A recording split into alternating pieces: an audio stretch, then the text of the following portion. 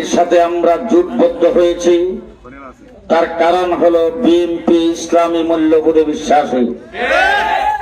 বিএনপির প্রতিষ্ঠাতা শহীদ প্রেসিডেন্ট জিয়াউর রহমান ধর্মনিরপেক্ষতার কবর রচনা করে সংবিধানে আল্লাহর উপর আস্থা ও বিশ্বাস কায়েম করেছিলেন।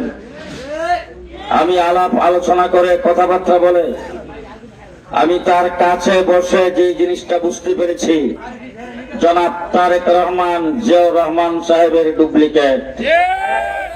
সুতরাং আগামী দিন যদি সে সরকার গঠন করে, দেশের প্রধানমন্ত্রী যদি হয়, তাহলে ইনশাআল্লাহ জনাব তারেক রহমান সাহেব প্রধানমন্ত্রী হবে।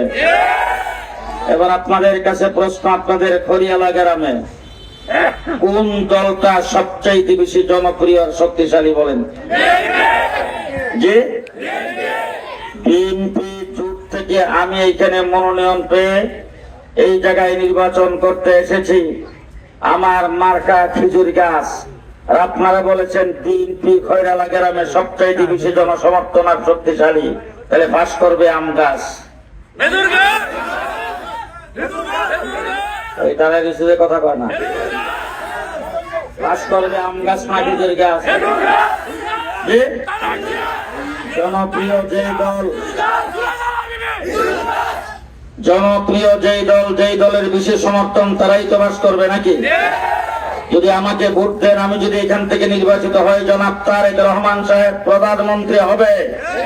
আরে প্রধানমন্ত্রী যেই দলের হবে, সেই দলের যদি এমপি আমি হয়, আপনাদের রাস্তা ঘাট কালভার্ট মসজিদ মাদ্রাসা মন্দির সবগুলোতে উন্নয়নের গণজোয়ার বসায় দেওয়া হবে।